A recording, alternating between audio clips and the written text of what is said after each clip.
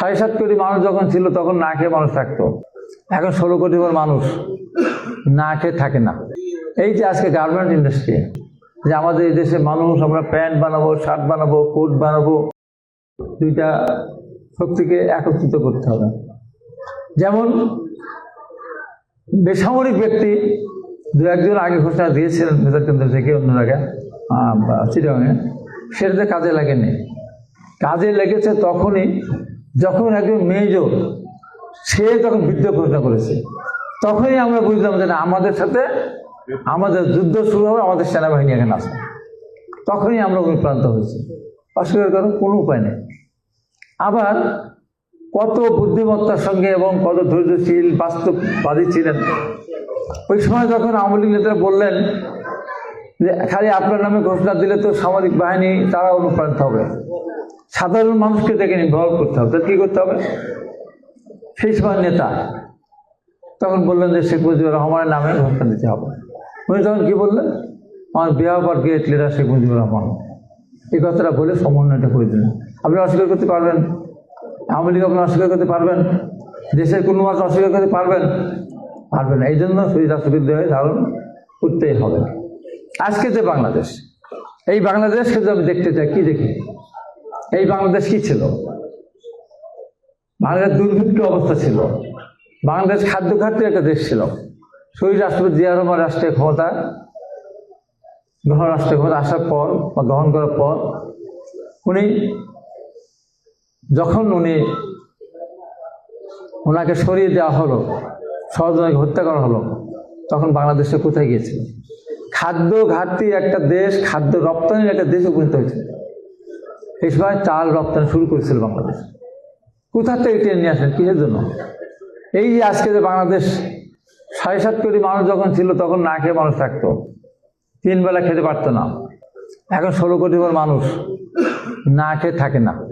কারণ এই যে খাদ্য বিপ্লব ঘটালেন, কি নতুন চাষ পদ্ধতি, ধান আবাদ করলেন, কি ইরিধান, এবং এই যে কৃষিকে সহজ করে দিলেন, সার, কীটনাশক, সেচ ব্যবস্থা।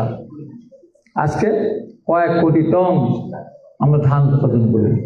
এই যে কিশোরগঞ্জ, নেত্রকোনা ব্যাপক ফসলহানি হয়েছে, আমাদের খাদ্য ঘাটতির একটা সম্ভাবনা দেখা দিয়েছে। তারপর দেখা যায় অন্য কোন দিক থেকে আবার পূর্ণ করতে পারে। কারণ আধুনিক চাষ বলতে এই যে শহীদ রাষ্ট্রপতি জিয়া রহমান এখানে নিয়ে আসলেন, শুধু এখানে থেকে সীমাবদ্ধ থাকলেন না। উনি দেখলেন কি, আমার এই দেশের মানুষ তো অনেক, তাহলে এদের তো কাজে লাগাতে হবে, এত তো কর্মসংস্থানের ব্যবস্থা করা যাবে না। প্রথম এই যে আজকে গার্মেন্ট ইন্ডাস্ট্রি, দেশ গার্মেন্ট প্রতিষ্ঠানের মধ্যে যে সর্বপ্রথম আমরা কি মনে করেছি যে আমাদের এই দেশের মানুষ আমরা প্যান্ট বানাবো, শার্ট বানাবো, কোট বানাবো, আর সেগুলি বিদেশে পড়বে? আমি চিন্তাও করি না। শহীদ রাষ্ট্রপতি প্রথম শুরু করলেন। আজকে প্রায় 2.5 কোটি মানুষ, 50 লক্ষ মেয়েরা আজকে এই কাজের সাথে যুক্ত।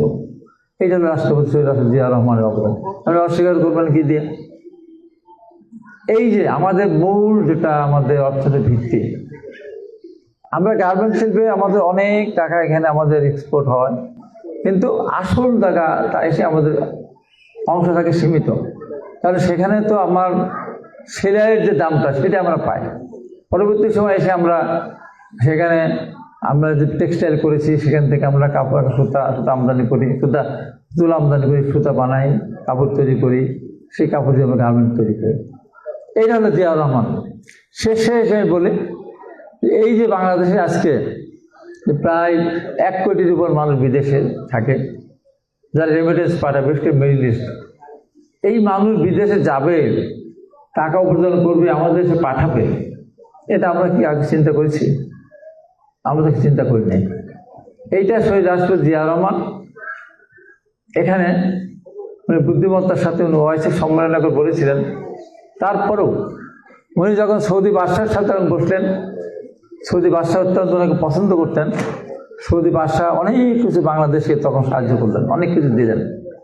দেওয়ার পর তখন শহীদ রাষ্ট্রপতি জিয়া রহমান বললেন যে আপনি আমার দেশের জন্য এত কিছু দিলেন, আমিও আপনাকে একটা কিছু দিতে চাই।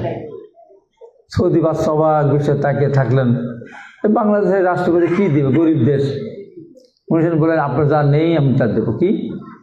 আপনার যে মরুভূমি, আপনি মরুভূমিকে আমি শীতল ছাই দিয়ে ভরে দেবো।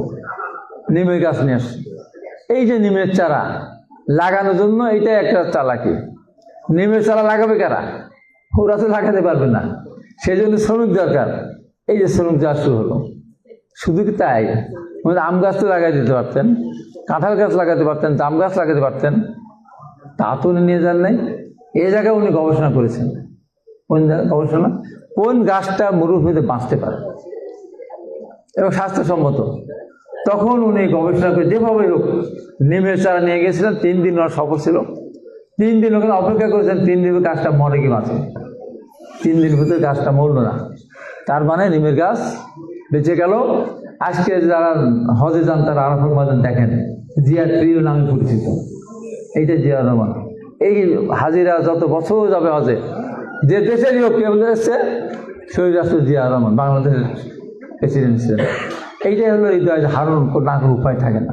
এরপরে দেখেন বিদেশে মানুষ যাচ্ছে, এই যে মিছিল আমার তুলছে। এমনিভাবে শহীদ রাষ্ট্র জিয়াউর রহমান খাল খনন শুরু করেছিলেন।